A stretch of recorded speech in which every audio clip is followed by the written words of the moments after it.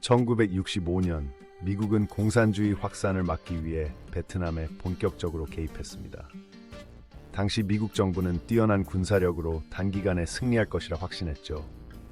그러나 이는 베트남의 복잡한 정세와 지형을 간과한 치명적 오판이었습니다.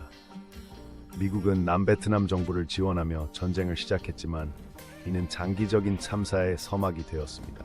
베트남의 울창한 정글과 혹독한 몬순 기후는 미군에게 예상치 못한 적이었습니다.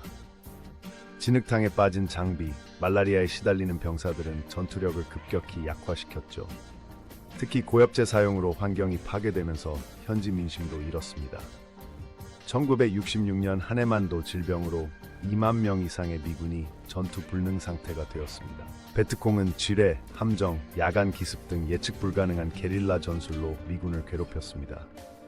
1967년 통계에 따르면 전체 교전의 80%가 베트콩이 시작했으며 미군 사상자의 70%가 함정과 지뢰로 발생했습니다. 특히 지하 터널 네트워크는 완벽한 은신처이자 보급로로 기능하며 미군을 좌절시켰습니다. 북베트남의 호치민 루트는 미국의 집중 폭격에도 끊이지 않는 놀라운 보급로였습니다. 이 복잡한 노선은 라오스, 캄보디아를 거쳐 남부까지 이어졌으며 하루 평균 60톤의 물자가 이동했습니다.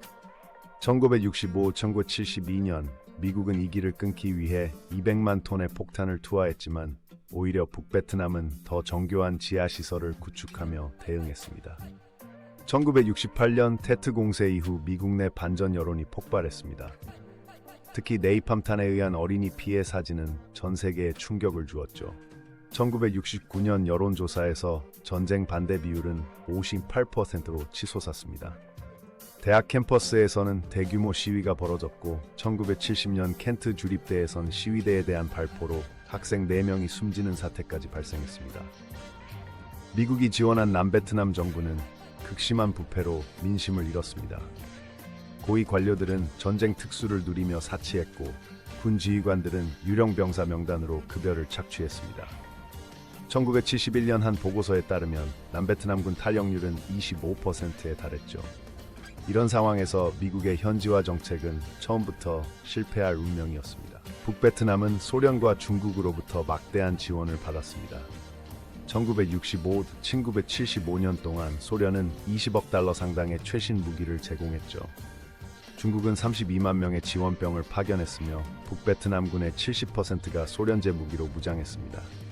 특히 제공된 SA-2 미사일은 미 공군에 큰 피해를 입혔고 이는 전쟁 장기화의 결정적 요인이 되었습니다. 1968년 구정 공세는 전쟁의 전환점이었습니다. 베트콩 8만 명이 전국에서 동시다발적으로 공격했고 심지어 미국 대사관까지 점령당했죠. 미군은 전술적 승리를 거두었지만 전쟁이 쉽게 끝나지 않을 것이라는 사실이 드러났습니다. 이 공세 이후 미국의 전쟁 지지율은 26%로 급락했고 준 대통령은 재선 포기를 선언했습니다. 1969년 미라의 학살 사건이 폭로되며 미국의 도덕적 우위는 완전히 무너졌습니다. 미군 제23 보병사단이 500명이 넘는 무고한 민간인을 학살한 사실이 알려지자 전 세계가 경악했죠. 또한 고문과 포로 학대 사례들이 속출하면서 전쟁의 추악한 진실이 드러났습니다. 이는 반전운동을 더욱 확산시키는 계기가 되었습니다. 닉슨 행정부의 베트남화 정책은 완전한 실패로 끝났습니다. 미군이 철수한 후 남베트남군은 스스로 전쟁을 수행할 능력이 없었죠. 1975년 북베트남군의 최종 공세에 남베트남군은 55일 만에 무너졌습니다. 특히 4.20 함락 당시 미국 대사관 옥상에서의 헬기 탈출 장면은 미국의 굴욕적 패배를 상징하는 이미지가 되었습니다. 베트남 전쟁은 미국에게 58천 명의 전사자와 1조 달러의 경제적 손실을 안겼습니다. 이 전쟁은 강대국이라도 현지 사정을 무시한 채 무력 개입하면 실패한다는 교훈을 남겼죠.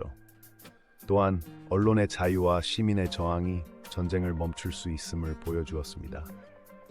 오늘날까지도 베트남 전쟁은 국제 분쟁 개입 시 중요한 경고 사례로 연구되고 있습니다.